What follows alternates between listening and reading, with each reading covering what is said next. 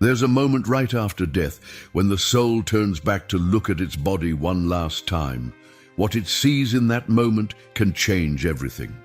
And if what it sees is fire consuming the vessel it called home for decades, something breaks inside that soul, something that very few can endure. Listen, I need to tell you something that most people don't know. Something that might change every plan you've made about your final resting place. Have you noticed how cremation has become so normal, so accepted, that nobody even questions it anymore? It's cleaner, they say, more practical, less expensive, better for the environment. But what if I told you there's a cost nobody's talking about? A spiritual cost that Padre Pio, the stigmatist who could see beyond the veil between worlds, witnessed with his own eyes. Right now, thousands of families are choosing cremation without understanding what really happens, not just to the body, but to the soul that's still connected to it. They're making decisions based on convenience, never suspecting they might be sentencing someone they love to suffering that goes deeper than anything physical. If you believe our bodies matter to God, if you trust that the saints saw truths we can't see, write in the comments right now, Padre Pio, intercede for my soul. This isn't just a comment. It's a prayer that connects you to everyone here who understands that some truths are too important to ignore. Today, I'm going to share what Padre Pio revealed about the agony souls experience when their earthly vessels are reduced to ash instead of being laid to rest in blessed ground. This isn't about making you afraid. This is about understanding a mystery the modern world has buried under layers of convenience and practicality. A mystery that could change how you think about death, resurrection, and the dignity of the human body. Stay until the end, because what you're about to discover might protect not just your own soul, but the souls of everyone you love. Padre Pio had a way of looking at the human body that cuts against everything our culture teaches us. While the world sees flesh as temporary, something to use up and toss aside like packaging, this humble friar from San Giovanni Rotondo saw something completely different. He saw a temple. He saw something that mattered eternally. Think about this for a second. Your body isn't just a container. It's not some rental property your soul occupies for 70 or 80 years before moving out. Your body was shaped by God's hands. The water of baptism touched your skin. The Eucharist passed your lips and entered your bloodstream. Oil was traced on your forehead in the sign of the cross. Every sacrament you've received hasn't just touched your soul. It's touched your flesh, sanctified your bones, made every cell in your body a participant in something beyond this world. Padre Pio understood this in a way most of us never will. He carried the wounds of Christ in his own body for 50 years. He bled every day. He felt pain that doctors couldn't explain and medicine couldn't touch. He knew intimately, personally, that the body matters to God. And because it matters to God, it should matter to us. In his small monastery cell, when people would mention cremation, witnesses say his eyes would fill with tears, real tears streaming down his weathered face. This wasn't theater. This wasn't performance art for the faithful watching. Padre Pio wept because he could see what we can't see. He could perceive the spiritual reality hiding behind physical actions. He would tell his spiritual children that when the soul separates from the body at death, something profound happens that we don't talk about enough. The separation isn't clean. It's not like shrugging off a coat and walking away whistling. There's a bond, a mystical thread that continues to connect them. The soul, even when freed from its earthly limitations, still feels a deep attachment to the body it inhabited through joy and suffering, through sin and grace, through every moment of a human life. Picture a mother who's held her newborn child. Even after that child grows up, moves across the country, builds their own life, the bond remains. The connection doesn't just evaporate. Now imagine that bond being woven into the very fabric of existence itself, deeper than blood, stronger than memory. That's what connects your soul to your body. And according to Padre Pio, that bond doesn't snap the instant your heart stops beating. This is why what happens to the body after death carries weight we can barely comprehend. The soul is still there in a way, still aware, still connected, still capable of experiencing something that looks like grief or longing or even a kind of spiritual anguish. Padre Pio would say that the body is destined for resurrection, not symbolic resurrection, not metaphorical resurrection, actual physical, real resurrection. St. Paul wrote about this truth. Jesus himself demonstrated it by walking out of that tomb with a body you could touch, that could eat fish, that bore the marks of the nails. The same body that dies will rise again, transformed and glorious, but still recognizably the same body. So when we treat the body with reverence, when we lay it in the earth with prayers and blessings, we're not just following old traditions because that's how Grandma did it. We're acknowledging a profound truth about human destiny. We're saying out loud, this body mattered. This body was a temple. This body will rise again. But when we choose fire instead of earth, when we choose destruction instead of rest, something goes terribly, devastatingly wrong. And Padre Pio saw exactly what that something is. Here's where it gets hard to hear, but I need you to stay with me because this truth could literally save souls. Padre Pio said that when a body is thrown into cremation flames, the soul experiences something absolutely devastating. Not physical pain, because the soul is pure spirit and earthly fire can't burn it, but something that in many ways cuts deeper than any physical suffering. A spiritual anguish so profound, so overwhelming, that he described it as almost unbearable. Imagine watching your childhood home burn to the ground. Everything you loved, every memory, every photograph, every connection to your past consumed by flames while you stand helpless, watching. Now multiply that feeling by infinity, because we're talking about the vessel that carried your soul through every experience of your life, the hands that folded in prayer, the knees that knelt before the altar, the heart that beat with love for God and neighbor. The bond between body and soul, even after death, still vibrates like a guitar string that's been plucked. And when fire destroys the body, that string doesn't just break cleanly. It's severed violently, ripped apart, and the soul feels the echo of that violence rippling through its very essence like shock waves. Padre Pio spoke about this with absolute clarity that left no room for doubt. He said, "I have seen souls weeping as the flames devoured what was once their dwelling place, and their weeping wasn't born of pride or fear, but of something deeper, a grief so profound it has no name in human language. The body, God's gift, destroyed by human choice."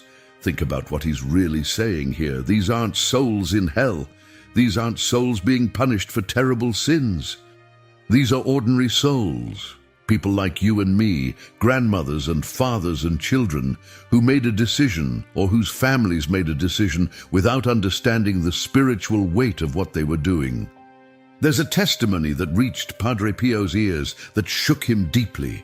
A woman appeared to her daughter in a dream several months after her cremation. The daughter had chosen cremation because it seemed more modern, cleaner, less trouble than dealing with cemeteries and plots and all that old-fashioned stuff. But in the dream, her mother was weeping, surrounded by shadows that seemed to press in on her, saying over and over with desperate urgency, "Why didn't you let me rest in the earth? Why the fire? The pain hasn't stopped. It hasn't stopped." The daughter came to Padre Pio in complete desperation, barely able to speak through her own tears, and he told her something that changed her entire understanding of death. He said, "Your mother's soul felt the burning, not as the body feels it with nerve endings and pain receptors, but as a spirit feels the destruction of something it still loves."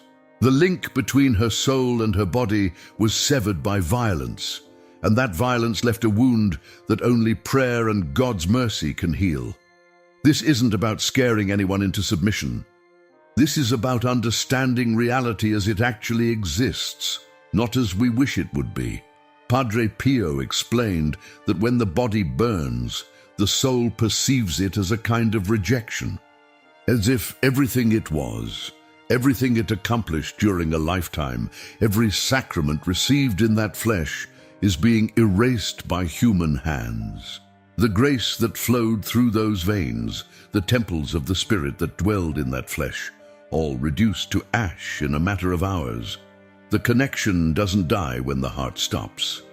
It fades slowly, like twilight turning gradually to night over the course of hours, and during that twilight period, the soul is vulnerable. It's in transition. It's moving from one state of existence to another. And if, during that vulnerable, delicate transition, the body it loves is being consumed by industrial flames, the suffering is real and cuts to the core of the soul's being. Padre Pio would often say that the devil celebrates every cremation, not because cremation itself is automatically a mortal sin, but because it represents humanity's growing disrespect for the body's importance. Satan hates the body because it was in the body that Christ conquered sin and death. Jesus didn't save us as some disembodied ghost floating around. He took on flesh, real flesh. He died in that flesh. He rose in that flesh. When we treat the body as disposable, we're saying, whether we mean to or not, that matter doesn't really matter, that the physical world has no genuine spiritual significance. And that's exactly what the enemy of our souls desperately wants us to believe. But here's what you need to grasp. Padre Pio didn't share this knowledge to condemn anybody. He shared it to protect us. He loved us enough to tell us the truth, even when the truth makes us uncomfortable. You know, Padre Pio always said that the rosary was his weapon. When he faced spiritual battles, when he interceded for suffering souls, when he needed to protect the faithful from darkness closing in, he turned to the rosary every single time. And if you're listening to this message right now, if you're feeling the weight of these truths about death and eternity pressing down on you, you need spiritual armor too. That's exactly why we created something for you. It's called The Power of the Rosary with Padre Pio, Miracles, Protection, and Divine Graces. This isn't just another prayer book collecting dust on a shelf. This is a complete spiritual guide that will help you pray the Rosary with deeper devotion, discover real miracles and testimonies from people who experienced its power firsthand, and learn Padre Pio's most impactful teachings about prayer that can actually change your life. Inside, you'll find a 30-day prayer guide with daily intentions designed to strengthen your faith step by step, plus specific prayers for protection, healing, and deliverance that Padre Pio himself used. The Rosary was Padre Pio's greatest weapon, and today it can be yours too. Don't let this opportunity pass to strengthen your spiritual life with material that has already helped thousands of people find their way back to God. To download it, just click the link pinned in the comments. Now let me get back to what we desperately need to understand about burial versus the violence of fire. There's something powerful that happens when a body is laid in consecrated ground, something the modern world has completely forgotten, but that Padre Pio never stopped teaching about. When Blessed Earth receives a body, it's not just dirt covering bones. It's an embrace. The ground itself has been prayed over, sanctified, set apart specifically for this purpose. And according to Padre Pio, angels gather around graves. They stand watch like sentinels. They lift up every prayer spoken at that site, carrying those prayers on their wings straight to the throne of God. Picture a cemetery at dawn, the sun just breaking over the horizon. Crosses rising from the earth like silent promises, carved in stone. Flowers placed by hands that still tremble with grief. Names and dates that tell stories of lives lived and love given. Each grave is a testimony that someone mattered, that someone was cherished, that someone is waiting for the morning when trumpet sounds and all the dead will rise. There's dignity there. There's hope captured in marble and granite. There's visible proof that we believe our loved ones will rise again, not as ghosts or memories, but as themselves, whole and healed and home. But what happens with cremation? Where's the blessed ground? Where's the cross standing guard through rain and snow and passing years? Where's the place family members can visit, kneel down, pray, and feel somehow closer to the person they lost? More often than not, ashes end up scattered in random places, oceans, mountains, gardens. Sometimes they just sit on mantles or in closets, forgotten as years pass and life rushes forward. There's no marked space, no angel guardians, no rosary placed between folded hands, just powder in a container and a family trying to figure out what they're supposed to do with what remains. Padre Pio was crystal clear about this. He would say, "Don't fear death itself, but fear the desecration of the body." He understood that how we treat the dead reveals what we actually believe about life, about eternity, about the resurrection we claim to profess every Sunday when we say the creed. And here's something most people never stop to consider. The enemy actually celebrates when bodies are cremated, not because the person is automatically damned, but because it represents humanity turning its back on the body's importance. Remember, it was in flesh that Christ defeated sin and hell. Jesus didn't save us as some ethereal spirit floating around in clouds. He took on a real body, suffered in that body, died in that body, and most critically rose again in that body. His tomb was empty, not because his body was destroyed, but because it was transformed, glorified, made new. The empty tomb became the ultimate sign that death doesn't get the final word, and every Christian burial echoes that reality. Every grave whispers, death is not the end. This body will rise, but cremation whispers something entirely different. It whispers that the body doesn't really matter in the end, that we're just spirits temporarily stuck in meat suits.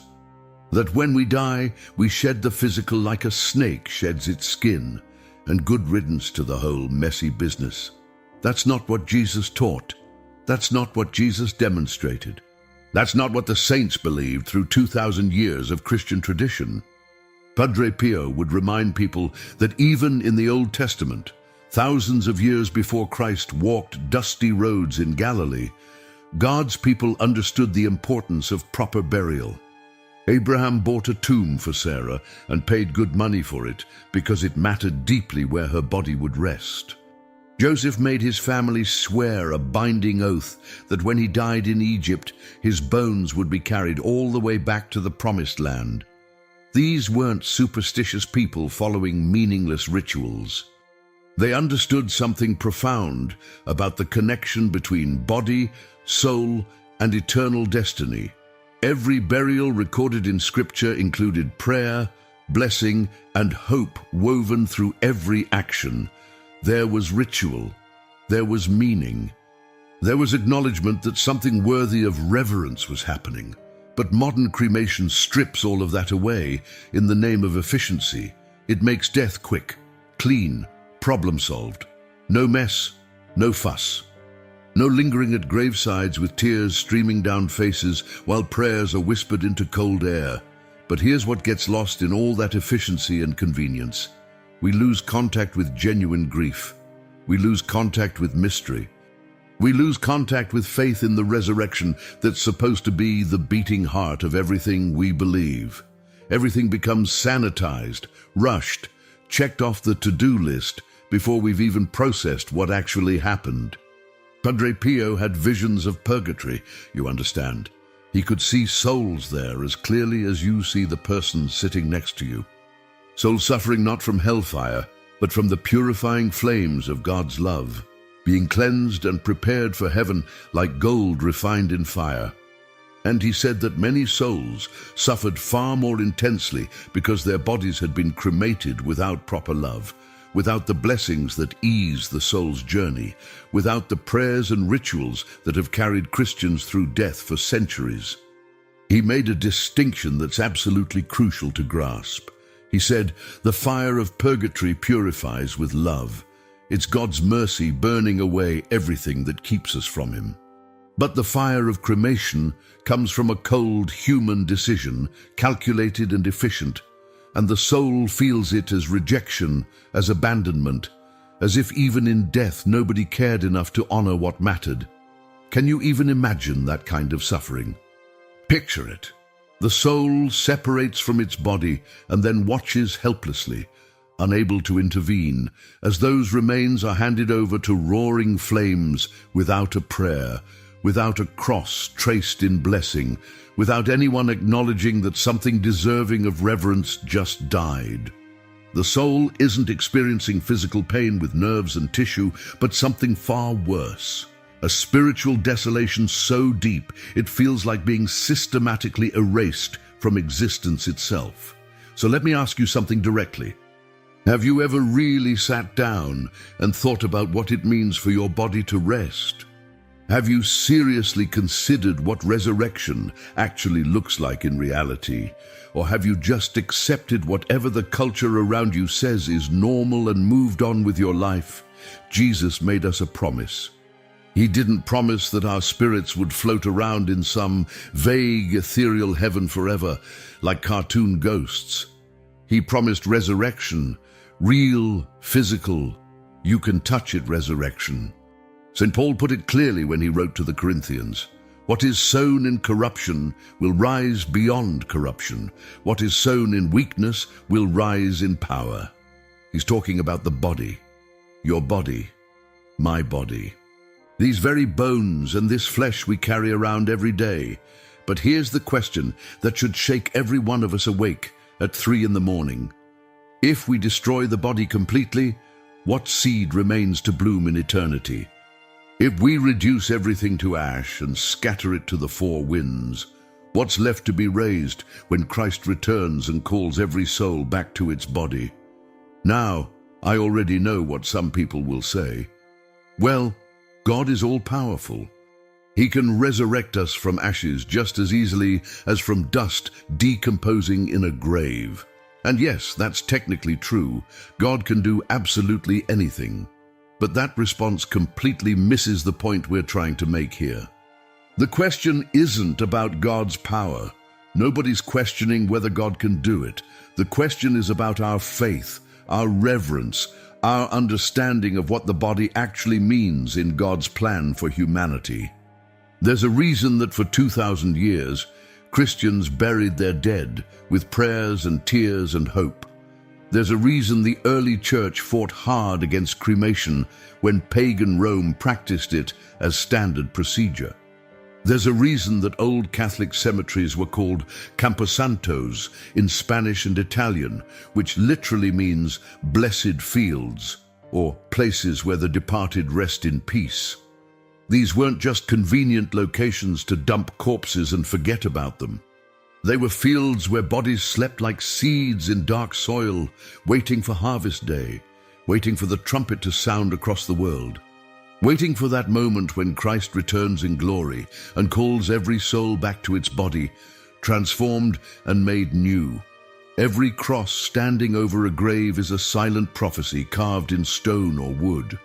It says to anyone with eyes to see, "Here rests a child of God who will live again." It's not a memorial to someone who's gone forever into oblivion. It's a placeholder, a bookmark for someone who's coming back. Padre Pio understood this with every fiber of his being, with every drop of blood that fell from his wounded hands. He would tell people with absolute conviction, "The body is blessed dust. Don't hand it over to human fire. Give it to the embrace of the earth and of God." He saw burial as an act of faith, a physical declaration that we genuinely believe in the resurrection of the body, not just the vague immortality of the soul. And look at the saints whose bodies remained incorrupt, untouched by decay even decades or centuries after death. Padre Pio himself, Saint Bernadette, lying in her glass case in Nevers, Saint Catherine of Bologna, Dozens and dozens of others whose flesh didn't rot away the way nature says it should. Why? Because God wanted to show us something we're too blind to see on our own. He wanted to prove beyond doubt that the body can be touched by grace, that flesh isn't just temporary garbage waiting for disposal, that our physical form is destined to participate in the glory that awaits us. When the world tells you that cremation represents progress, remember what Jesus said in Matthew's Gospel. Don't fear the one who can kill the body, but cannot kill the soul. Rather, fear the one who can destroy both soul and body.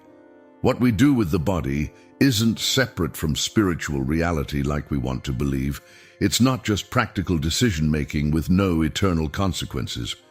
It reflects what we actually believe deep down about eternal life. Here's what I desperately want you to understand. Padre Pio wasn't trying to condemn anybody. He wasn't standing in judgment pointing fingers at families who chose cremation out of ignorance or financial pressure, or simply because everyone else was doing it and it seemed fine. His heart was pastoral, overflowing with compassion for suffering humanity, but he loved people far too much to let them walk straight into spiritual danger without warning them what lay ahead. He would say with tears in his eyes, "Don't follow the current of the world just because it's easy." What the world presents as progress and enlightenment is often a carefully disguised trap designed to make you forget what deserves reverence. And isn't that exactly what's happening all around us? Cremation gets marketed as modern, clean, environmentally responsible, cost-effective. All practical reasons that make perfect logical sense if you ignore the spiritual dimension entirely. But nobody talks about the spiritual cost. Nobody mentions what the soul might experience during those flames. Nobody stops to ask what happens to that mystical bond between body and spirit when fire does its efficient work. We've traded mystery for convenience. We've traded ritual for efficiency. And in that trade, we've lost something precious beyond measure. We've lost the understanding that death isn't just the end of biological function. It's a threshold, a passage, a moment of profound spiritual significance when the soul crosses from one state of being to another. And during that crossing, what happens to the body matters more than our modern minds can comprehend. Now, if someone in your family was cremated, don't panic. Don't fall into despair thinking all is lost. God is merciful beyond anything our limited minds can grasp. Padre Pio made that abundantly clear. He didn't share this knowledge to burden us with crushing guilt, but to enlighten us with truth that could set us free. And more importantly, he gave us practical tools to help those souls who are suffering right now. He specifically recommended praying for souls whose bodies were cremated because they need relief. They need the comfort that was missing at the moment of their departure from this world. And here's what you can do, starting this very moment. Pray 3 Hail Marys for each deceased person you know who was cremated. Simple, right? Just 3 Hail Marys, offered with genuine intention and love straight from your heart. Padre Pio said those prayers give the soul the embrace it desperately needed, but lacked when its body was consumed by fire. If you have access to the ashes, or even if you just know where they're kept in someone's home, sprinkle blessed water there. Don't underestimate this. Blessed water isn't superstition or magic tricks. It's a sacramental blessed by the Church, and it carries real spiritual force that demons fear and souls crave. As you sprinkle it, say with conviction, "May this blessed water extinguish the fire of suffering and open for this soul the gates of paradise." Offer a Mass for their rest. There's nothing more powerful in heaven or on earth than the holy sacrifice of the Mass. When the priest lifts the host at the consecration, when Christ becomes truly present on that altar, that's your chance to offer that infinite grace for the soul of someone you love.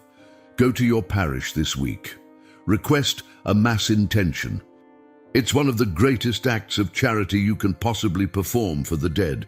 And don't underestimate simple acts of charity done in their name. Give to the poor, Feed someone who's hungry. Visit someone who's sick and lonely. Do it in memory of your loved one who was cremated, and offer those good works as a spiritual gift for their soul. Scripture tells us that charity covers a multitude of sins, and it brings genuine relief to souls being purified in purgatory. Most importantly, ask the Blessed Virgin Mary to step in and help. She is the Mother of Mercy. She consoles souls like absolutely no one else can. Pray to her and say, "Mary, wrap this soul I love in your mantle of protection. Carry them gently to the rest of Christ. Be their comfort and their guide through whatever they're facing." Our Lady never refuses a sincere prayer offered from a broken heart. She will take that soul under her maternal protection. Padre Pio had absolute, unshakable confidence in the power of simple prayers offered with genuine faith. He once said that a single drop of blessed water, sprinkled with real faith, and not just going through the motions, has the power to relieve the purifying fires of purgatory. Think about that for a second. One drop. One sincere gesture from your hand. And if that's true, and it is, imagine what your heartfelt prayer today could accomplish. Imagine the relief you could bring to a soul who's been waiting, suffering, hoping desperately for someone to remember them in prayer. Right now, wherever you are, I want you to pray with me. Whether you're sitting at home, driving in your car, walking down the street with earbuds in, just pause for a moment and say this prayer from your heart. Lord Jesus, you suffered in your flesh for our redemption. You know what it means to have a body, to feel pain, to die. Look with mercy on the souls who still feel the anguish of their destroyed bodies. Through the merits of your passion and your wounds that still bleed for us, grant them rest, comfort, and eternal light. May they find peace in your presence and joy in your kingdom forever. Amen. That's it. Simple words, but absolutely loaded with power when they come from a sincere heart that actually means what it's saying. And if you can, go get some blessed water from your parish. Sprinkle it on the ground, even symbolically if that's all you can manage, and say, "May this blessed water extinguish the fire of suffering and open for all souls the door to paradise." Don't keep this message locked up inside yourself. Share this video with your family, with your friends, with anyone who needs to hear this truth before they make irreversible decisions. So many people are choosing cremation without knowing what you now know. You have the chance to enlighten them. You have the opportunity to potentially save souls from unnecessary suffering. Write in the comments the names of your deceased loved ones so we can pray together for them as a community of faith. This community is powerful beyond measure. When we unite our prayers, when we lift up these souls together with one voice, heaven listens, angels take notice. And if you felt the truth of these words touch something deep inside your heart, say with me right now, "I believe in the resurrection of the body and life everlasting." Amen. Padre Pio is still watching over us from heaven at this very moment. His words, filled with spiritual fire and tender love, still warn us. Guard your soul with everything you have, but also honor the body that God gave you. Both are destined for glory beyond imagining. Before you go, I need to ask you something important that comes straight from my heart.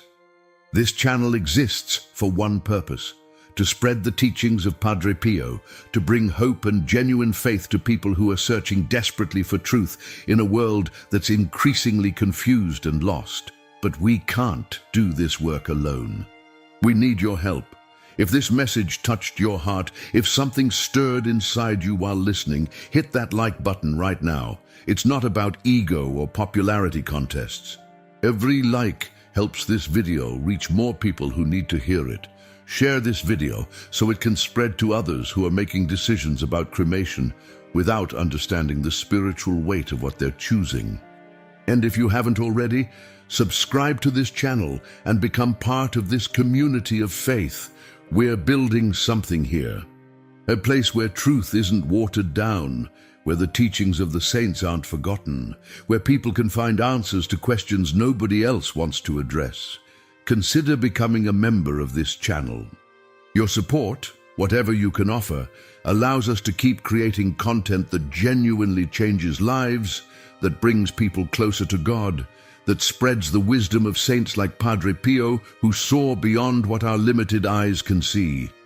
When you support this mission, you're not just helping some random channel grow bigger, you're participating in something eternal.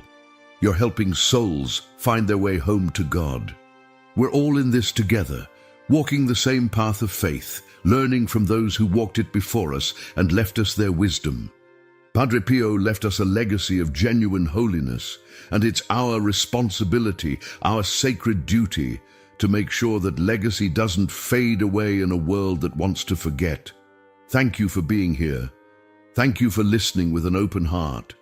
And may Padre Pio's powerful intercession bring you and everyone you love peace that surpasses understanding, protection from spiritual harm, and the grace to honor both body and soul exactly as God intended from the beginning.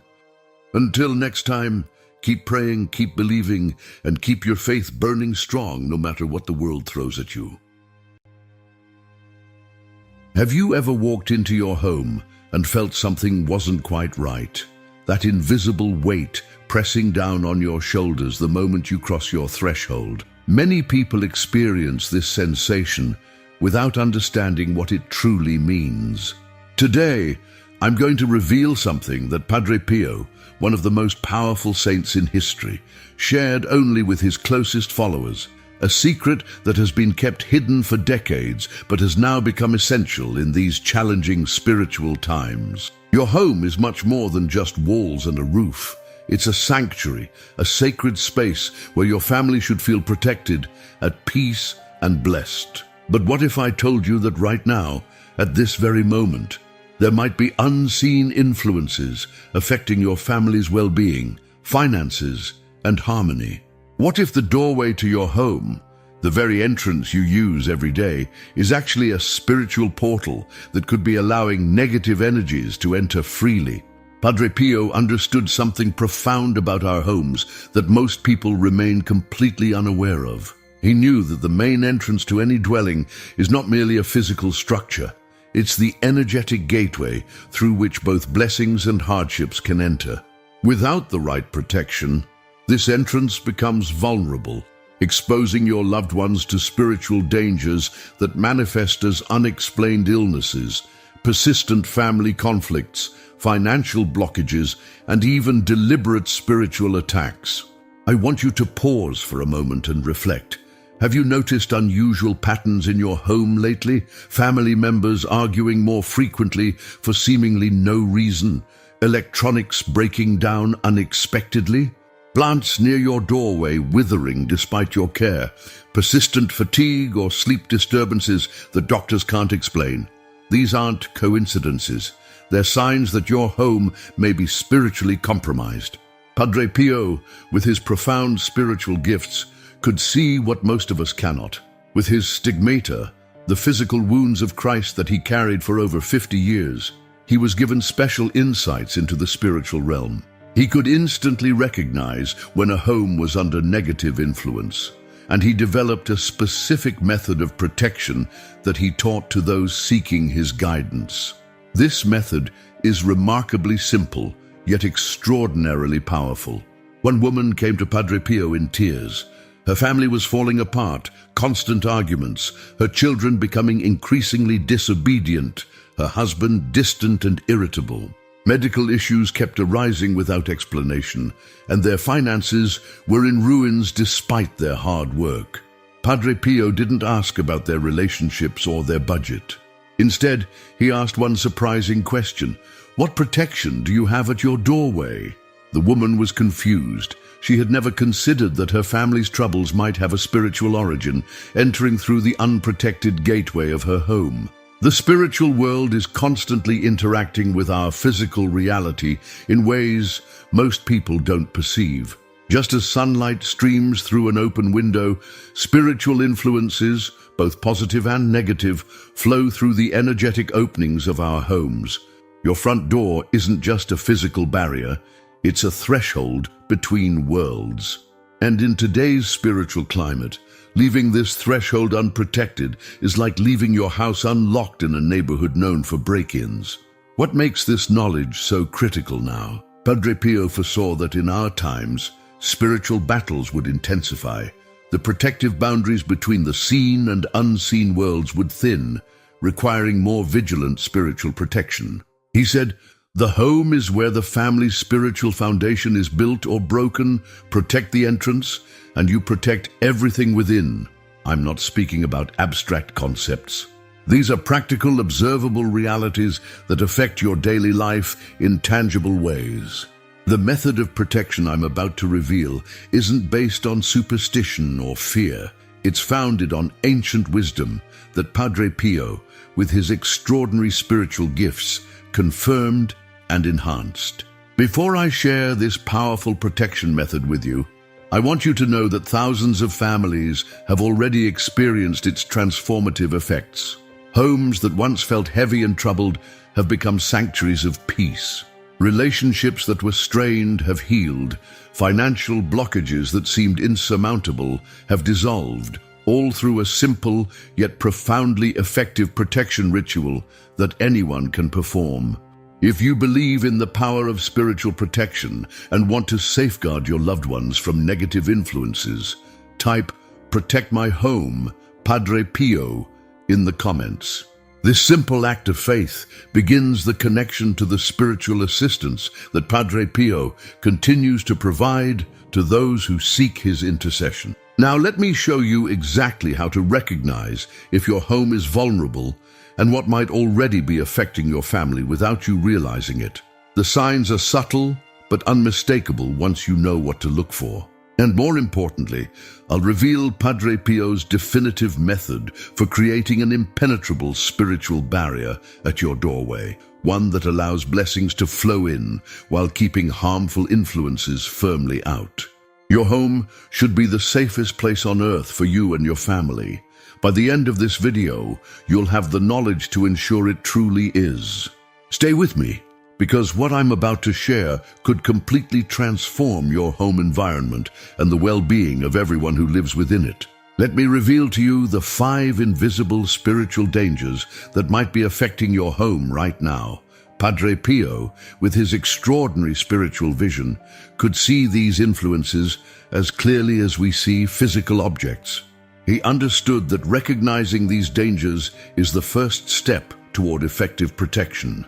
The first danger is what Padre Pio called residual negative energies. These are like invisible clouds carried by people who enter your home. Perhaps a visitor harboring jealousy, anger, or other negative emotions unknowingly leaves these energies behind. Over time, they accumulate, creating an atmosphere that fosters tension, arguments, and even health problems. Have you noticed how some people leave you feeling drained after they visit? Their energy lingers long after they've gone, especially when your doorway lacks proper spiritual protection. The second danger is even more concerning. Open energy portals. Your main entrance isn't just a physical door, it's an energetic gateway. When left spiritually unprotected, this gateway can remain partially open on an unseen level, allowing disturbing spiritual presences to enter. These manifest as unexplained fears, nightmares, intrusive negative thoughts, or that unmistakable feeling of being watched when you're alone. Children and pets, being more spiritually sensitive, often react first, becoming unusually fearful or staring at empty corners of the room. The third danger affects your material well-being directly. Prosperity blockages. Padre Pio understood that a spiritually compromised doorway can actually prevent blessings from entering your home. This creates a pattern where financial opportunities seem to approach but never materialize. Unexpected expenses constantly arise, and despite your best efforts, prosperity remains just out of reach. If you've been working diligently but still face persistent financial struggles, your home's entrance may be spiritually blocking the flow of abundance. The fourth danger impacts your physical health through what Padre Pio described as disruptive energy fields. These create subtle disturbances in your home's atmosphere that affect your body's natural balance. Family members may experience unexplained fatigue, persistent headaches, hormonal imbalances, or sleep disturbances that medical tests can't explain. Have you noticed feeling exhausted even after a full night's sleep? Or perhaps chronic health issues that improve when you're away from home, but return when you come back? These are classic signs of disruptive energy fields entering through an unprotected doorway. The fifth and most deliberate danger comes from targeted spiritual attacks. Padre Pio warned that negative energies intentionally directed toward you or your family find easiest access through an unprotected entrance. Whether stemming from envy, resentment, or ill will, these energies attach themselves to your home's environment, creating persistent misfortune, sudden relationship problems, or that inexplicable feeling that something is actively working against your happiness and success. Now, how can you tell if your home is already affected? Padre Pio identified 3 unmistakable signs to watch for. The first sign appears in family behavior patterns. When spiritual vulnerability exists, relationships within the home begin to change in subtle but persistent ways. Arguments escalate over trivial matters. Communication breaks down without apparent reason. Family members become increasingly irritable, distant, or critical of one another. Children may become unusually anxious, defiant, or have difficulty sleeping. The once warm atmosphere of your home gradually transforms into one of tension and discord. If these patterns have emerged or intensified recently, your home may be spiritually compromised. The second sign manifests through physical anomalies in your living space. Electronics malfunction with unusual frequency. Light bulbs burn out repeatedly. Plants near your entrance wither despite proper care. Pets behave strangely, barking at empty spaces or avoiding certain areas of your home. The temperature in specific rooms feels inexplicably colder than others. Even the quality of light seems different, dimmer or harsher than it should be. These aren't coincidences or imagination. They're physical manifestations of spiritual disturbances entering through an unprotected doorway. The third sign affects your personal well-being directly. You may experience persistent insomnia or disturbing dreams, a sense of heaviness or mental fog that lifts when you leave home but returns when you come back.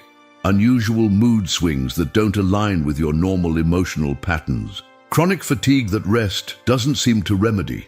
Even physical symptoms that doctors can't diagnose or treat effectively. Your body and mind are responding to the negative spiritual influences that have entered your living space. Let me share with you the story of Rebecca, a school teacher from Boston who reached out to me after implementing Padre Pio's protection method. For over 2 years, her family had been experiencing unexplainable difficulties.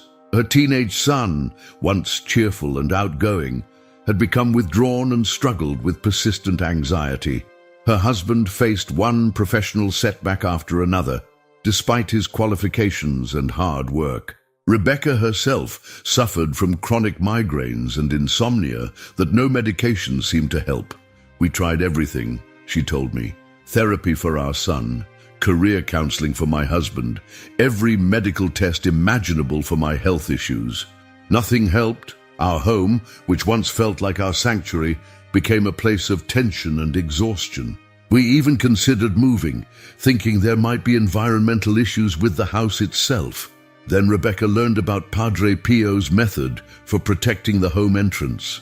Initially skeptical, she decided to try it anyway. She had nothing to lose. The change wasn't immediate, she said, but within days, something felt different. The air seemed lighter somehow. After a week, my son slept through the night for the first time in months. My migraines became less frequent. By the 3rd week, my husband received a job offer he'd been hoping for. 3 months later, Rebecca's home had transformed. "And it's not that we never have problems anymore," she explained, "but the constant, inexplicable sense of struggle is gone. our home feels like a sanctuary again. I only wish we'd known about this protection years ago. But before I reveal Padre Pio's powerful protection method, I want to offer you something special that can deepen your understanding and strengthen your spiritual practices. For those who want to explore Padre Pio's spiritual wisdom beyond this video, we've created a comprehensive guide called The Spiritual Secrets of Saint Padre Pio. This ebook contains powerful prayers, reflections based on his teachings, and practical advice for strengthening your spirituality.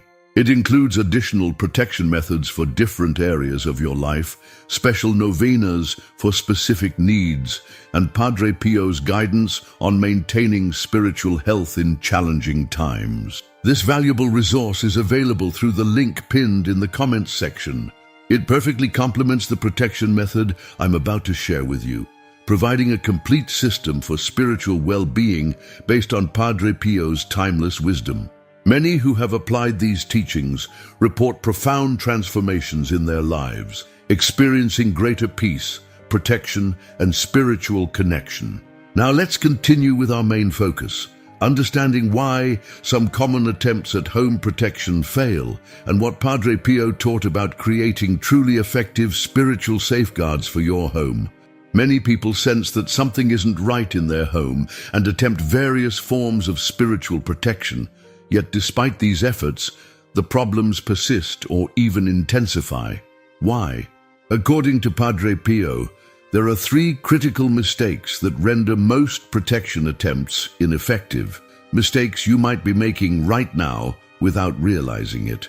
The first and most common mistake is using religious objects without true spiritual intention. Simply hanging a cross or religious image near your door isn't enough. Padre Pio explained that sacred objects carry powerful protection potential, but this power must be activated through proper intention, prayer, and faith. When we place these items as mere decorations or out of superstition rather than genuine spiritual connection, their protective capacity remains dormant. It's like having a sophisticated security system in your home, but never turning it on. The potential for protection exists, but it isn't actively shielding your home. I've encountered countless homes filled with beautiful religious artwork and symbols, yet spiritually vulnerable because the objects were never properly consecrated or maintained with prayer. The family assumed they were protected simply because these items were present, not understanding that spiritual protection is active, not passive. Padre Pio would often tell people, "The cross on your wall remains just wood unless your faith and prayer give it power." The second mistake is focusing on cleansing only the interior of your home while neglecting the main entrance. Many people sage their rooms, use holy water inside, or pray throughout their living spaces, but leave the primary point of entry, the doorway, completely unprotected. Padre Pio likened this to meticulously cleaning and disinfecting your home while leaving the front door wide open during a dust storm. No matter how much you clean inside, the contaminants continue to enter freely. The doorway is the critical juncture between outside influences and your sacred living space. It's the boundary that determines what energies are permitted to enter. You may have experienced this yourself. Perhaps after thorough spiritual cleansing, your home feels lighter temporarily, but within days, the heaviness returns. This cycle continues because the entrance remains an open gateway for negative influences to re-enter repeatedly. The third mistake is perhaps the most problematic, mixing spiritual practices without proper knowledge. In today's world of accessible spiritual information, many people combine elements from different traditions, often creating contradictions that cancel out protective effects rather than enhancing them. Padre Pio observed that this creates spiritual confusion, like trying to follow multiple maps with conflicting directions to reach the same destination. Some combinations of spiritual practices can actually create energetic conflicts rather than harmonious protection. For instance, combining certain Eastern practices with traditional Catholic protection methods without understanding their spiritual foundations can neutralize both. Padre Pio emphasized the importance of coherent spiritual practices that align with your faith and beliefs. Protection works best when it follows clear spiritual principles, rather than a haphazard mixture of techniques. Beyond these three critical mistakes, there are several misconceptions about spiritual protection that Padre Pio frequently addressed with those who sought his guidance. One widespread misconception is that stronger protection requires complicated rituals or rare, expensive materials. Padre Pio consistently taught the opposite, that the most powerful protection often comes through simple means applied with pure intention and genuine faith. The complexity of a protection ritual doesn't determine its effectiveness. The spiritual intention behind it does. Another misconception is that protection, once established, lasts indefinitely. Padre Pio explained that spiritual protection requires renewal, just as your physical home needs regular maintenance. The frequency of this renewal depends on several factors: the intensity of negative influences around you, major life changes, or spiritual challenges facing your family. But as a general guideline, Padre Pio recommended refreshing home protection quarterly, aligning with the natural cycles of the seasons. Perhaps the most dangerous misconception is believing that spiritual protection is unnecessary if you're a good person or faithful believer. Padre Pio would gently correct this thinking, explaining that spiritual vulnerability isn't always related to personal virtue or faith. Just as good people still lock their doors at night, spiritually attuned individuals still need protection for their homes. Negative influences can target anyone, often precisely because of their goodness or the light they bring to others. How can you tell if your current protection methods are actually working? Padre Pio offered three indicators. First, a protected home maintains a consistent sense of peace that visitors often comment on. Second, problems may still arise but resolve more easily without the sense of persistent blockage. Third, sleep becomes more restful and family members experience fewer nightmares or sleep disturbances. If these signs are absent despite your protection efforts, it's likely that one of the three critical mistakes is undermining your attempts at spiritual safeguarding. Now, I want you to understand something important about the knowledge I'm about to share. Padre Pio didn't reveal his protection method widely, not because it was meant to be secret, but because he understood that this knowledge carries responsibility. When implemented correctly, it creates a powerful spiritual barrier that not only protects your home, but can extend that protection to all who enter. It becomes a sanctuary that helps others heal from negative influences they may have encountered elsewhere. This method that Padre Pio taught combines profound spiritual wisdom with remarkable simplicity. It doesn't require special talents or extensive spiritual training. Anyone with sincere intention can implement it effectively. It draws on elements that have been used for protection throughout Christian tradition, but arranged in a specific pattern that Padre Pio, with his extraordinary spiritual gifts, recognized as particularly effective for our modern challenges. As we prepare to explore this method, I ask you to approach this knowledge with openness and respect. The effectiveness of any spiritual practice depends partly on the attitude with which it's received and implemented. Padre Pio often said, "Faith makes all things possible," but lack of faith makes simple things complicated. In the next section, I'll reveal exactly what elements you'll need, how to arrange them, the specific prayer of consecration Padre Pio taught, and how to maintain this protection over time.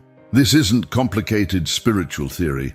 It's practical, actionable knowledge that can transform your home environment starting today. The same method that helped thousands of families during Padre Pio's lifetime continues to provide powerful protection for homes around the world. Are you ready to discover how to create this protection for your own home? Then let's continue with Padre Pio's definitive method for safeguarding your doorway and creating a sanctuary of peace and blessing for everyone who dwells within. The time has come to share with you the protection method that Padre Pio taught to those seeking lasting spiritual safety for their homes. This method combines three sacred elements that, when properly prepared and positioned, create a powerful barrier against negative influences while welcoming divine blessings. The beauty of this protection lies in its profound simplicity, accessible to anyone, yet deeply effective when implemented with genuine faith and intention. The first sacred element is a small, blessed cross. Padre Pio specifically recommended a simple wooden cross, ideally no larger than the palm of your hand. Why wood? Because it connects to the living material of the cross of Christ, maintaining that spiritual lineage. The cross doesn't need to be expensive or ornate. In fact, Padre Pio often preferred humble, unadorned crosses that represented the simplicity of true faith. This cross symbolizes divine victory over darkness and serves as the central anchor of your protection. If possible, have your cross blessed by a priest. However, Padre Pio understood that this isn't always practical, so he taught that you can also consecrate it yourself through heartfelt prayer.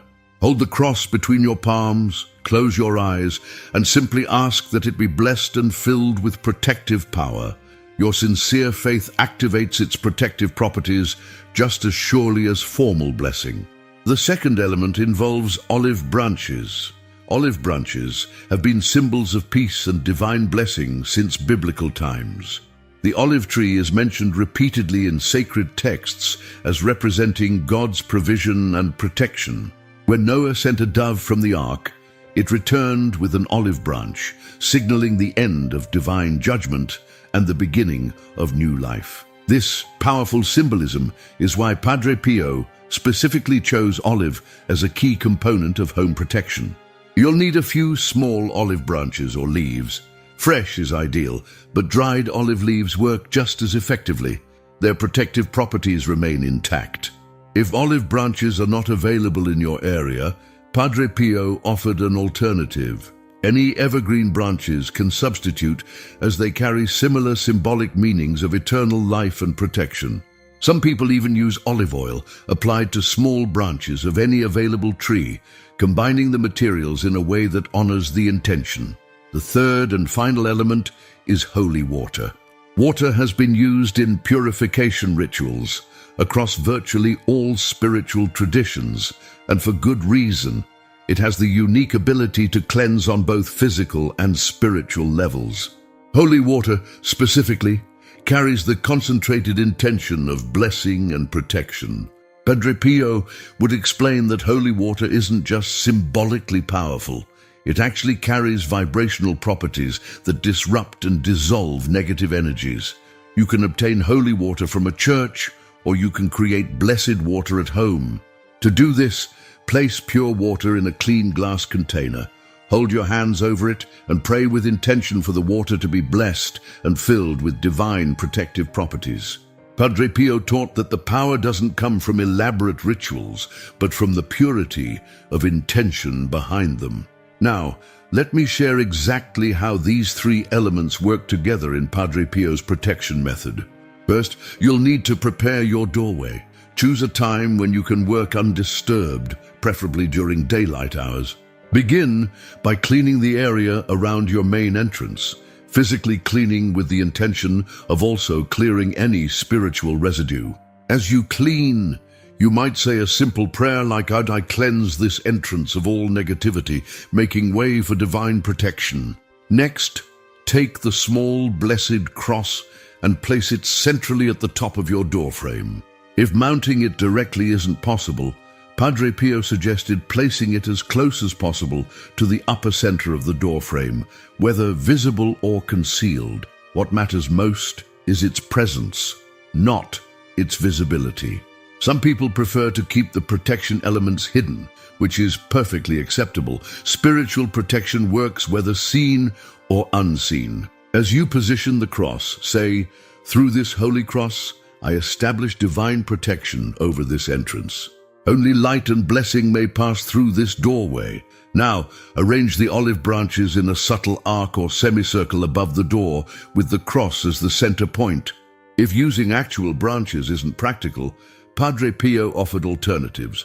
You can use olive oil to trace an invisible semicircle above the door, or even draw small crosses with blessed oil at 3 points, left, center, and right, above the entrance. As you position the olive elements, say, "Through these branches of peace, I invite harmony and protection to dwell within these walls." Finally, use the holy water to complete the protection. Padre Pio taught a specific pattern for maximum effectiveness: 3 small drops on the left side of the doorframe, 3 on the right side, and 7 drops along the threshold or bottom of the doorway. This creates a complete circuit of protection. As you apply the water, say, "With this blessed water, I seal this entrance against all negativity. May only goodness, light, and divine presence enter here." The final step is to recite Padre Pio's prayer of activation, which brings all 3 elements into harmonious protection. With your hands extended toward the doorway, pray from your heart. By the power of the Holy Cross, by the peace of the olive branch, and by the purification of blessed water, I seal this entrance against all harm. May guardian angels stand watch at this threshold. May only light, peace, and blessing enter this home. Let this protection remain strong and active until I renew it. Amen. Padre Pio taught that when this protection is properly implemented, guardian angels literally station themselves at the entrance of your home. He could actually see them taking their positions, some at the threshold, others creating a field of light around the doorway. These spiritual guardians filter the energies attempting to enter your home, allowing positive influences to pass through while blocking negative ones. Now, let me share with you another remarkable story. Michael, a business owner from Chicago, contacted me after experiencing Padre Pio's protection method firsthand. For years, his family business had struggled despite his best efforts. At home, his marriage was strained, and his teenage daughter had developed severe anxiety that interfered with her schoolwork and social life. It felt like we were under some kind of curse, Michael told me. But no matter what we tried, therapy, financial advisors, even moving to a different neighborhood, our problems followed us. I'm not normally superstitious, but it got to the point where I couldn't explain what was happening to my family any other way. A friend suggested Padre Pio's protection method. Michael, though skeptical, decided to try it, setting up the cross, olive elements, and holy water exactly as prescribed. The first thing we noticed was the sleep, he said. As within 3 nights, we were all sleeping soundly for the first time in months. My daughter's nightmares stopped completely. After about 2 weeks, a client I'd been pursuing for years suddenly called with a major contract offer. My wife and I started having conversations without tension for the first time in I don't know how long. After 3 months, Michael renewed the protection as advised. And our home feels completely different now, peaceful, supportive, even joyful again. My daughter's anxiety has improved so dramatically that her therapist asked what changed. The business is thriving. I can't explain it logically, but I don't need to. The results speak for themselves. To experience the full benefits of this protection, Padre Pio offered several important guidelines. First, timing matters. While you can implement this protection any day of the week, Padre Pio noted that Sunday mornings or Thursday evenings carry particularly favorable spiritual energies for establishing new protection. If possible, choose one of these times for the initial setup. Second, renewal is essential. Mark your calendar to refresh this protection every 3 months. Some people align these renewals with the changing seasons, creating a natural rhythm of spiritual maintenance. The renewal process is simpler than the initial setup. Simply clean the area, apply fresh holy water in the same pattern, and repeat the activation prayer. Third, be attentive to signs that your protection might need reinforcement sooner than the 3-month interval. These include unusually vivid nightmares affecting family members, a sudden return of the heaviness or tension in your home atmosphere, or a series of unexpected problems arising in rapid succession. These may indicate that particularly strong negative influences are testing your protection, requiring renewal ahead of schedule. Fourth, protection can be enhanced through complementary practices. Padre Pio recommended periodically walking through your home with blessed candles or incense, extending the protective influence from the doorway throughout all living spaces. He also suggested keeping a small bowl of blessed salt in an inconspicuous place near the entrance, as an additional absorber of negative energies. Finally, and perhaps most importantly, protection works in harmony with your personal spiritual practice. Regular prayer, moments of gratitude, and acts of kindness create an internal environment that naturally repels negativity. Padre Pio would often say, "The best protection is a heart filled with love and prayer." Take a moment now to visualize your home entrance with these elements of protection in place. See in your mind's eye the small cross centered above the door, the olive elements creating their arc of peace, and the holy water sealing the threshold. Imagine a soft, golden light emanating from this configuration, creating an invisible barrier that only allows positive energies to enter. Feel the difference this protection would make in your home's atmosphere, the lightness, the sense of safety, the peaceful quality of the air itself. This visualization actively connects you with the protection potential awaiting implementation in your physical space. Padre Pio taught that spiritual realities respond to our focused attention and intention. By clearly envisioning this protection, you're already beginning to establish it on an energetic level. When you implement this protection physically, be attentive to the subtle changes that follow. Many people report feeling a noticeable shift almost immediately. A lightening of the atmosphere, deeper sleep the very first night, or a sense of peaceful clarity that wasn't present before. Others experience the changes more gradually, unfolding over days or weeks as the protection steadily clears accumulated negative influences. What matters isn't how quickly you notice changes, but that you maintain faith in the process. As Padre Pio often reminded those he counseled, pray, hope, and don't worry. The protection is working whether the effects are immediately apparent or more subtle in their manifestation. Now let's turn our attention to what you can expect over time as this protection transforms your home environment, and how to maintain its effects for lasting peace and harmony. What can you expect as Padre Pio's protection method takes effect in your home? The transformation unfolds in distinct phases, each bringing its own blessings and restorations. Understanding this timeline helps you recognize the protection working, even during the subtle initial stages. During the first 72 hours, you'll likely notice changes in the atmosphere of your home. Many describe it as a lightening or clearing of the air itself. Colors might seem brighter, sounds clearer. You may find yourself taking deeper breaths, as though the air has become more oxygen-rich. Family members might comment that the home feels different, without being able to identify exactly why. These subtle atmospheric changes are the first signs that negative energies are being cleared from your living space. Within the first week, relationships within the home begin to transform. Communication becomes easier, with fewer misunderstandings and defensive reactions. Arguments that would normally escalate seem to resolve more quickly. Children often show the most dramatic early responses, sleeping more soundly, displaying less irritability, and recovering their natural joy and curiosity. Even pets respond to the improved energy, becoming calmer and more relaxed in their behavior. Padre Pio observed that the home's atmosphere directly affects the emotional state of everyone living within it. As the protection clears accumulated negative influences, emotional healing naturally follows. Long-standing tensions begin to dissolve, not through force or effort, but simply because the energetic fuel for conflict is no longer present.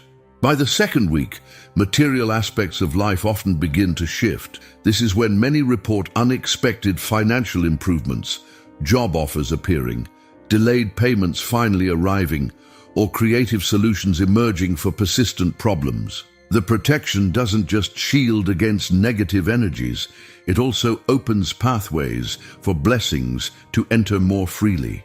Obstacles that seemed immovable start to dissolve, creating movement where there was once stagnation. This phase reflects Padre Pio's teaching that spiritual and material well-being are interconnected. When spiritual blockages are removed from the home environment, material blessings flow more naturally as a reflection of restored divine order. After a full month, sleep and health patterns usually show marked improvement.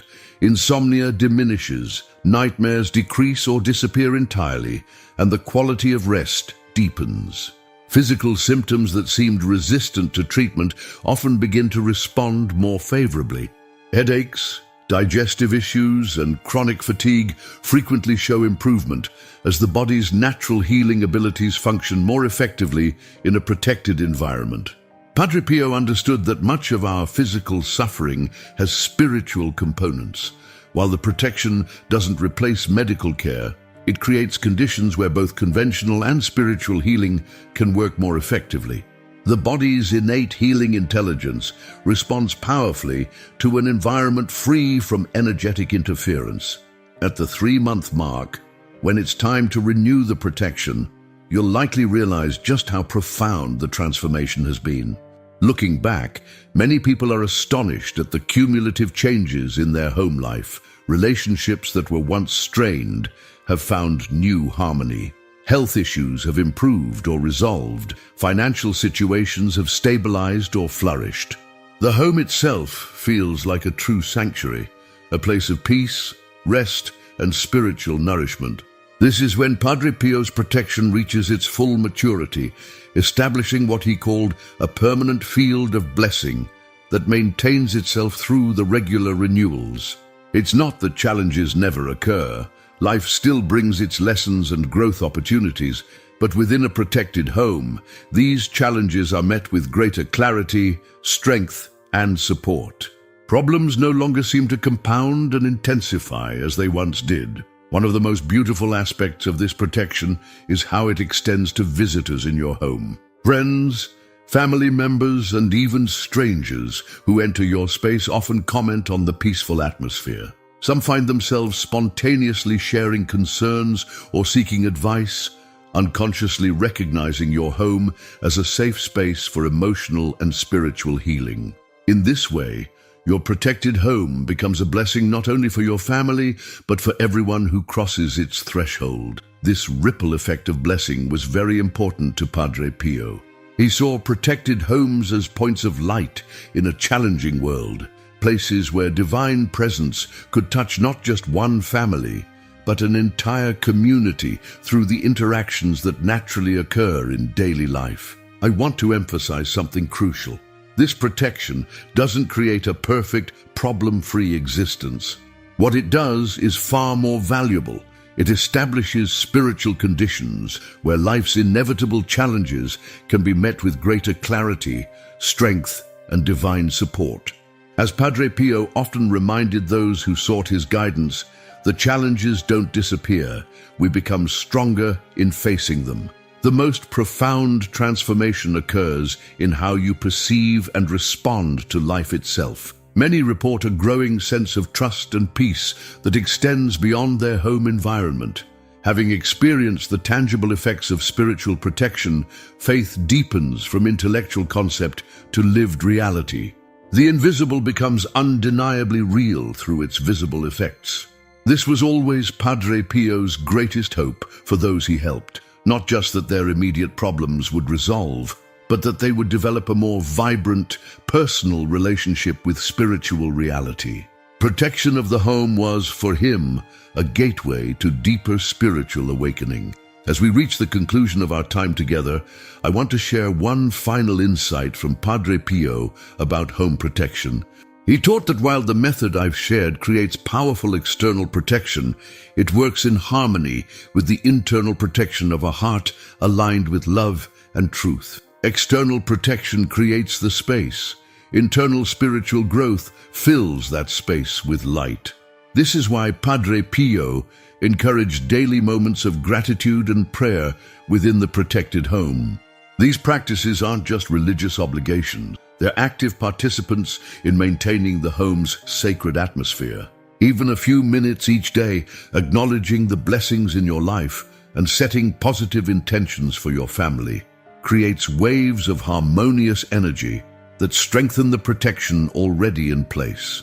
If you believe in the power of this protection and intend to implement it in your home, I invite you to write, "My home is blessed," in the comments below. This simple declaration of faith initiates the connection to Padre Pio's ongoing spiritual assistance. Remember that he continues to help those who sincerely seek protection and blessing for their homes. I also encourage you to share this knowledge with others who might benefit from it.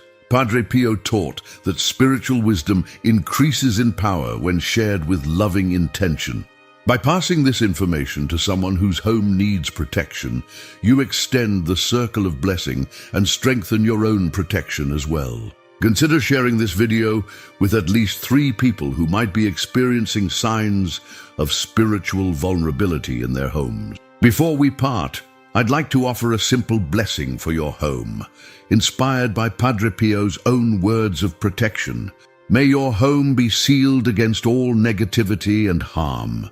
May light, love, and divine presence fill every room and touch every heart within these walls. May angels stand guard at your threshold, welcoming blessings and turning away all that does not serve your highest good. May this sanctuary of peace extend its influence to all who enter, bringing healing and renewal to an ever-widening circle. And may you recognize, with each passing day, the invisible but real protection that surrounds you always. Amen. Padre Pio often reminded those he counseled that spiritual protection is not complicated, it's powerful in its simplicity. The method I've shared doesn't require special talents or extensive spiritual knowledge. It requires only sincerity, faith, and the decision to act. The materials are simple, the procedure straightforward, yet the effects can transform your entire home environment. How long will you allow your home to remain vulnerable? If you've been experiencing unexplained difficulties, persistent problems that resist solution, or a heaviness in your home atmosphere, perhaps the cause isn't what you thought. Perhaps it's simply that your doorway needs the protection Padre Pio revealed for these challenging times. The knowledge has been shared. The method is clear. Now the choice to implement this protection belongs to you. Your home can become a sanctuary of peace, harmony, and blessing, not just for your family, but for all who cross your threshold. This was Padre Pio's vision and his gift to us. Homes that stand as beacons of light and protection in a world that greatly needs both. May your home be blessed, protected, and filled with peace. Thank you for allowing me to share this sacred knowledge with you today. Have you ever felt that something in your home just doesn't feel right? That despite your prayers and faith, there's a certain heaviness in the atmosphere? If you're experiencing this, you're not alone. Today, I bring you a message of utmost importance, inspired by the profound wisdom of Padre Pio, about 10 things that could be compromising your home's spiritual protection right now. If you believe in Padre Pio's wisdom, write in the comments, "I want protection for my home." My dear brothers and sisters, what I'm about to share with you today isn't just another list of recommendations. These are crucial revelations that Padre Pio, through his deep spiritual insight, identified as potential gateways for negative influences in our home. You see, Padre Pio had a special gift from God to see beyond the physical realm, and he often warned his spiritual children about seemingly innocent objects that could actually be causing spiritual harm. Think about this for a moment.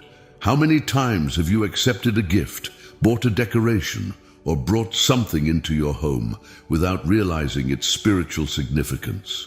In our modern world, we're surrounded by symbols, objects, and influences that might seem harmless on the surface, but could be slowly affecting our family's spiritual well-being. This message is especially important for you if you've been experiencing unexplained family conflicts, difficulty in prayer, a sense of heaviness in your home, constant obstacles in your spiritual life, restlessness, or lack of peace. Padre Pio once said, "The devil is like a rabid dog tied to a chain. Beyond the length of the chain, he cannot catch hold of anyone. And you keep at a distance. If you approach too near, you let yourself be caught." Today, we'll learn how to identify and remove these chains that might be present in our homes without our knowledge. What makes this message so crucial is that many of these items have become so commonplace in our society that we've stopped questioning their presence. Some might even be displayed prominently in your living room or bedroom right now. But don't worry. By the end of this video, you'll have clear guidance on how to transform your home into a true sanctuary of faith and peace. I can see many of you are already thinking about certain objects in your homes, wondering if they could be affecting your family's spiritual well-being. That's exactly why this message is so important. We'll go through each item carefully, explaining why it might be problematic and, more importantly, what you can replace it with to strengthen your home's spiritual protection. Remember, this isn't about fear, it's about wisdom and understanding.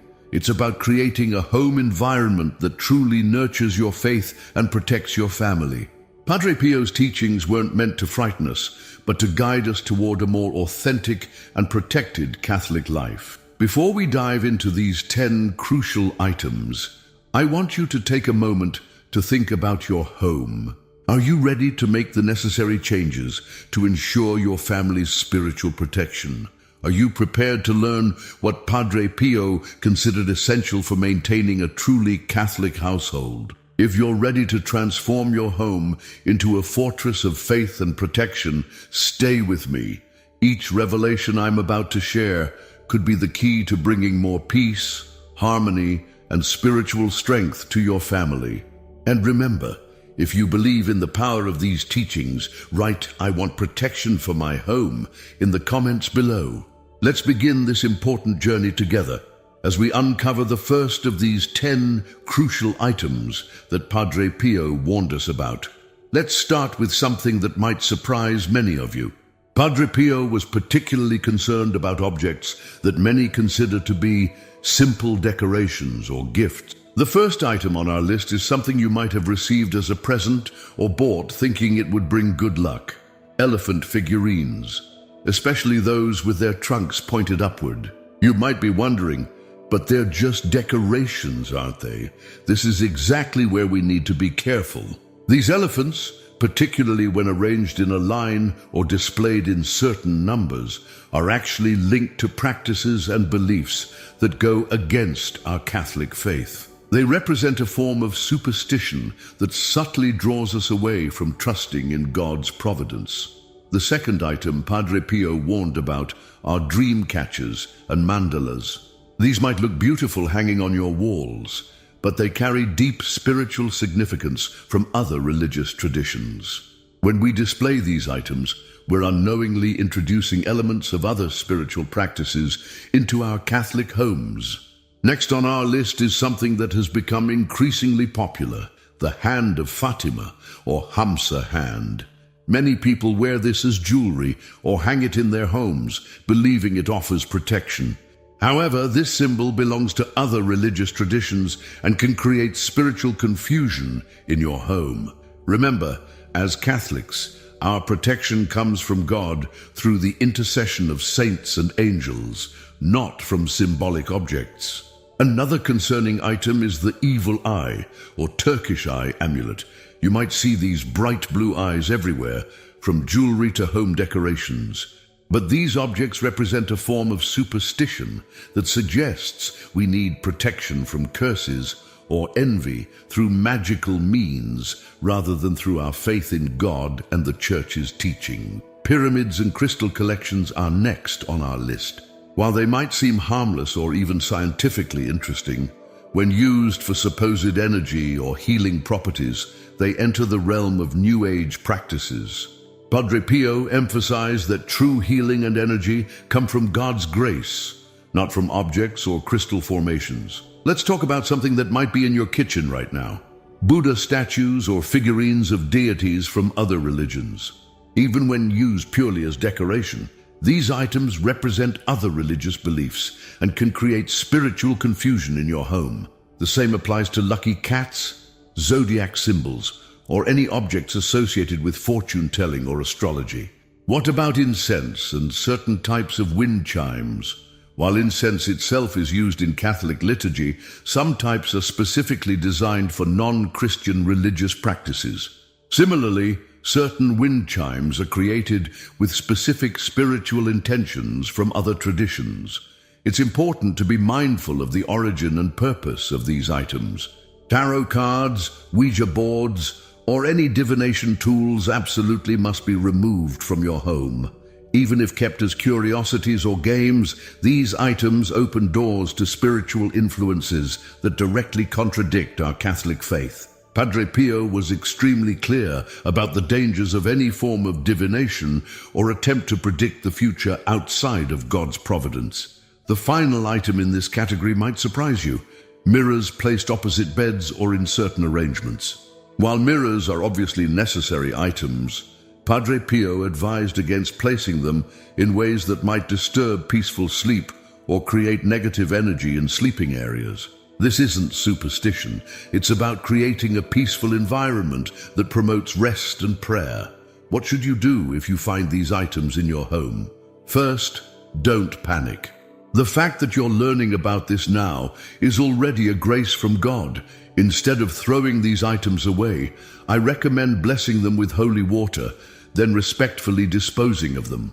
Consider replacing them with blessed Catholic sacramentals like crucifixes, holy images, or medals. Remember, the goal isn't to create fear, but to ensure our homes truly reflect our Catholic faith. Each item we remove can be replaced with something that strengthens our connection to God and the saints. Think of it as spiritual housekeeping, creating space for God's presence by removing anything that might compete with or confuse our faith. Now let's address something that affects every home in today's world: entertainment and media content. Padre Pio, even in his time, understood the powerful influence that music, movies, and entertainment could have on our spiritual lives. Today, this influence has grown exponentially with the rise of digital media.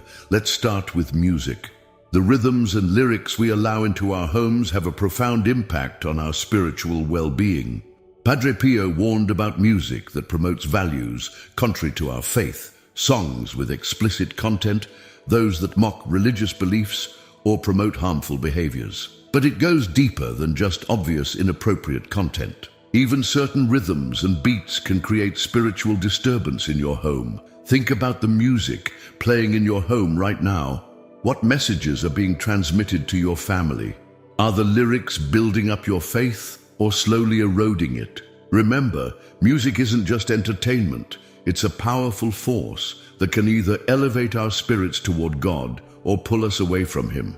Moving on to television and movies, this is where we need to be particularly vigilant.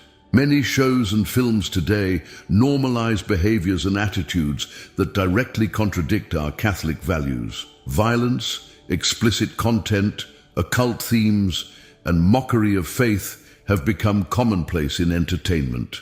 Even shows that seem innocent might contain subtle messages that can weaken our spiritual defenses.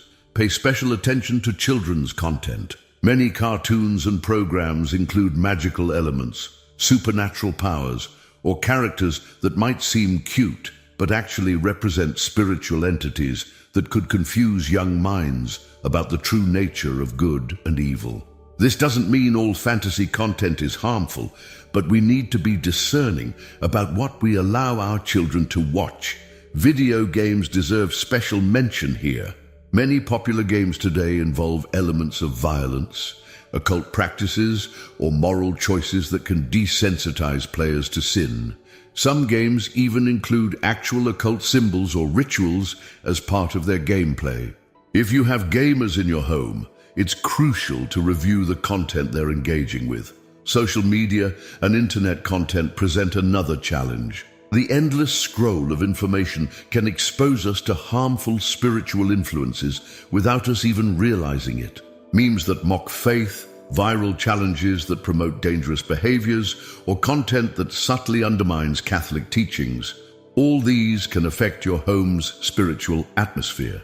Before we continue revealing these important teachings from Padre Pio about safe entertainment choices, I want to invite you to be part of this spiritual family. If these messages of protection and wisdom are touching your heart, you can support this space by becoming a channel member. Also, if this message is helping your life, don't forget to leave your thank you in the comments below. Now let's continue with these important revelations. What can we do to protect our homes while still enjoying modern entertainment? First, establish clear guidelines for media consumption in your home. Create designated times for watching TV or using devices, and make sure these don't interfere with prayer time or family interaction. Second, actively seek out wholesome alternatives. There's plenty of quality Catholic content available today, from music and movies to educational programs and games. Make these positive choices easily accessible in your home. Consider creating a playlist of uplifting Christian music or subscribing to Catholic streaming services. Remember, the goal isn't to completely eliminate entertainment from our lives, but to make choices that align with our faith. Each time we choose uplifting content over harmful entertainment, we strengthen our home's spiritual protection. Let's be intentional about what we allow into our homes through our screens and speakers. Now, let's explore something that might surprise you: how our daily habits and routines can affect our home's spiritual atmosphere. Padre Pio often emphasized that the way we maintain our homes reflects and influences our spiritual lives. This goes far beyond just keeping things clean. It's about creating an environment where faith can flourish. First, let's talk about order and cleanliness. You might wonder what this has to do with spirituality, but consider this. Jesus himself, after his resurrection, left the burial cloths neatly folded in the tomb. This wasn't coincidental. Order reflects the divine nature of God. When our homes are cluttered and chaotic, it becomes harder to find peace and focus on prayer. In many homes today, we've lost the tradition of maintaining sacred spaces. Every Catholic home should have at least one area dedicated to prayer and reflection. This doesn't mean you need an elaborate altar. Even a simple corner with a crucifix and a prayer book can become a powerful spiritual focal point for your family. Let's address a sensitive but important topic: modesty within the home. Many think that since they're in their private space, how they dress or behave doesn't matter. However, Padre Pio taught that modesty isn't just about what others see, it's about respecting our own dignity as children of God. This extends to the artwork we display, the clothing we wear even at home, and the way we carry ourselves. Consider your morning routine. Do you start your day by checking social media, or do you take a moment for prayer? These small habits might seem insignificant, but they set the tone for your entire day. Padre Pio always emphasized the importance of beginning each day with prayer, even before leaving your bedroom. The way we speak in our homes is another crucial aspect. Harsh words, gossip, and negative speech can create an atmosphere that pushes away God's presence. Think about the conversations that happen in your home. Are they building up faith and love, or are they tearing down and creating discord? Children learn more from what they see than what they're told. When parents maintain a peaceful, orderly home, where prayer and faith are visible priorities, children naturally absorb these values. This doesn't mean your home needs to feel like a monastery. Joy and laughter are also essential parts of a healthy Catholic home. Let's talk about meal times. In many families, this sacred time of gathering and giving thanks has been replaced by scattered eating while watching TV or using phones. Padre Pio emphasized the importance of blessing our food and using meal times as opportunities for family bonding and spiritual growth. Another important aspect is how we handle conflicts at home. Every family faces disagreements, but it's how we resolve them that matters. Padre Pio taught that forgiveness and reconciliation should be daily practices, not just occasional events.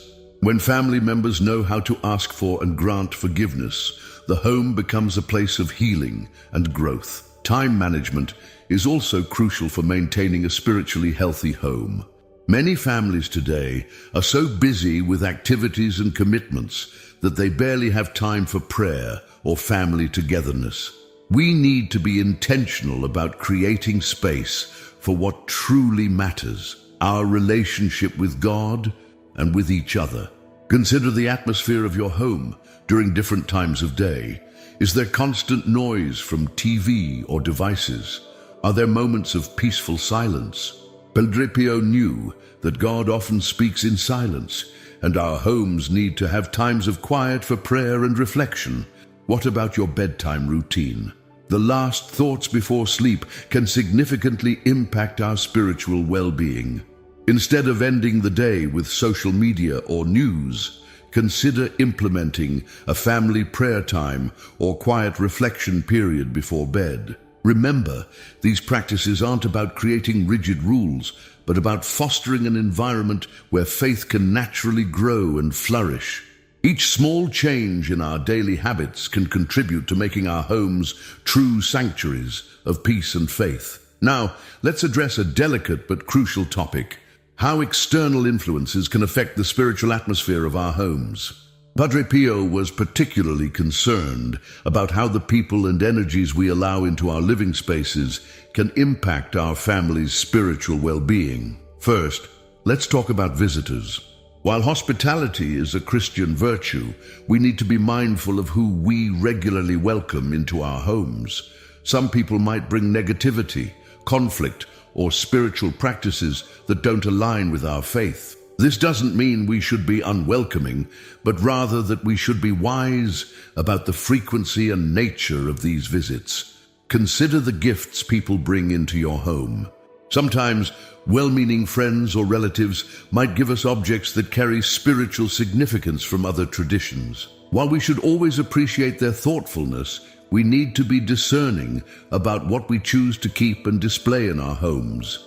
What about when family members or close friends practice other spiritual traditions? This requires special wisdom. While we must show respect and love, we shouldn't allow practices that contradict our Catholic faith to take place in our homes. This might mean having gentle but firm conversations about boundaries. Pay attention to the energy people bring with their words and attitudes. Some visitors might habitually engage in gossip, criticism, or negative talk that can affect your home's atmosphere. Others might constantly bring up topics that create anxiety or discord. It's important to guide conversations toward uplifting and constructive topics. Consider how social gatherings in your home are conducted. While celebrations and parties are wonderful ways to build community, they should never compromise your family's values or create situations that could lead to sin. Padre Pio taught that even our celebrations should reflect our faith. What about professional services in your home?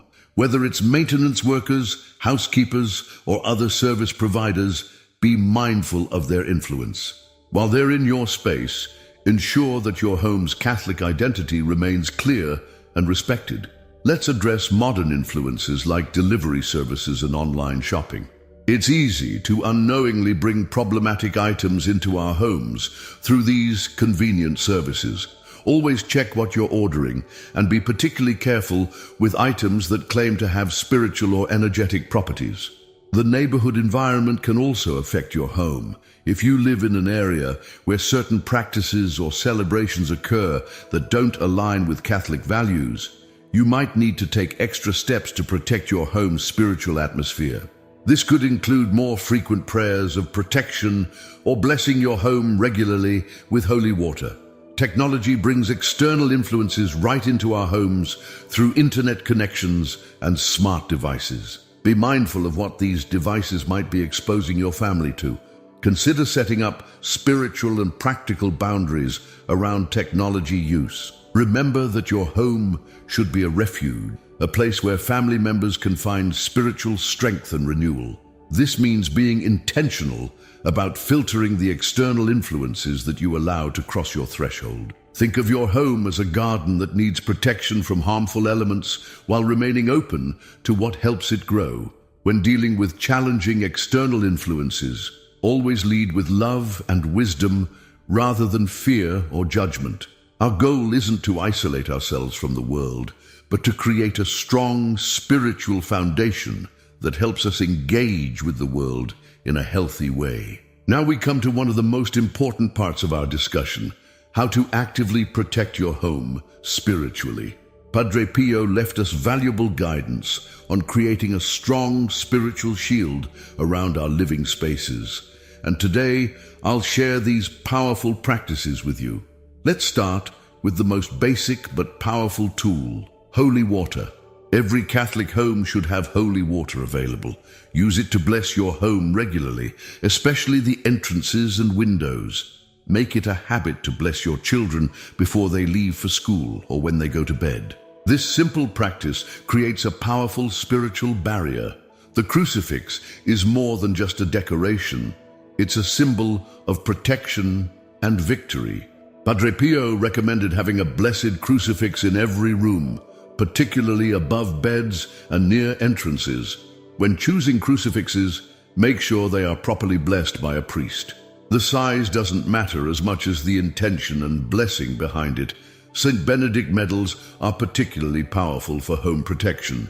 These can be placed near doors, windows, or buried in the corners of your property. The medal contains specific prayers and symbols that have been used for centuries to ward off spiritual attacks. Remember to have these properly blessed as well. Let's talk about creating a prayer corner or home altar. This doesn't need to be elaborate. A simple shelf or small table with a crucifix, blessed candles, and religious images can become a powerful focal point for family prayer. This sacred space serves as a spiritual anchor for your home. Images of the Sacred Heart of Jesus and the Immaculate Heart of Mary deserve special places in Catholic homes. These devotions carry specific promises of protection and blessing for families who honor them. Consider having your home formally consecrated to the Sacred Heart. Many parishes offer this beautiful ceremony. The family rosary is one of the strongest shields you can place around your home. Padre Pio often said that the rosary was his weapon against evil. Try to pray it together as a family, even if you start with just one decade. The consistent prayer creates a protective spiritual atmosphere that grows stronger over time. Blessed salt is another powerful sacramental that's often overlooked. You can sprinkle it around the perimeter of your property or use it in corners of rooms. Some families keep a small container of blessed salt in their kitchen as a reminder of God's protection over their food and family gatherings. Religious art serves both a decorative and protective purpose. Choose images that inspire devotion and reflect Catholic teachings. Icons, in particular, can be powerful reminders of our connection to the communion of saints. Make sure these images are blessed and treated with respect. The practice of having your home blessed annually by a priest is extremely important. This isn't just a one-time event. Regular blessings renew and strengthen your home's spiritual protection. Don't hesitate to request this from your parish priest, especially after major renovations or if you feel a particular need for blessing. A powerful practice is to pray the prayer to St. Michael the Archangel daily in your home. This prayer, which Padre Pio himself prayed frequently, specifically asks for protection against evil influences. You might want to frame this prayer and place it where family members can see it daily. Consider establishing regular prayer times in your home. Morning and evening prayers create spiritual bookends to your day. These don't need to be long. Even a few minutes of focused prayer can make a significant difference in maintaining your home's spiritual atmosphere. The tradition of lighting blessed candles, especially during prayer time or in times of spiritual warfare, is another practice Padre Pio recommended. These aren't just ordinary candles. They should be properly blessed and used with specific prayer intentions. Music can be used as a form of spiritual protection. Playing sacred music, especially Gregorian chant or traditional hymns, can help maintain a peaceful and protected atmosphere. This is particularly effective during times when you're cleaning or working around the house. Keep some Catholic books visible and accessible in your home. The presence of spiritual reading materials, especially the Bible and lives of saints, helps maintain a focus on faith and provides ready resources for spiritual growth. Padre Pio particularly recommended having writings about the lives of saints available. Remember to regularly check and maintain your home's spiritual defenses. Just as you would maintain physical security, spiritual protection needs regular attention. This includes replacing worn religious items, renewing blessings, and staying consistent with prayer practices. The most important aspect of home protection is the spiritual state of family members. Encourage regular confession, mass attendance, and personal prayer. When family members are spiritually strong, the home's protection is naturally enhanced. Finally, don't underestimate the power of simply speaking blessings over your home and family. Make it a habit to speak words of blessing, protection, and thanksgiving over your living space. Your words, spoken in faith, have real spiritual power to affect the atmosphere of your home. As we come to the end of these important revelations from Padre Pio about protecting our homes, let's take a moment to reflect on everything we've learned together. Today, we've uncovered crucial truths about creating and maintaining a truly Catholic home, a sanctuary where faith can flourish and families can grow stronger in their spiritual journey. We began by identifying objects and symbols that might be compromising your home's spiritual protection.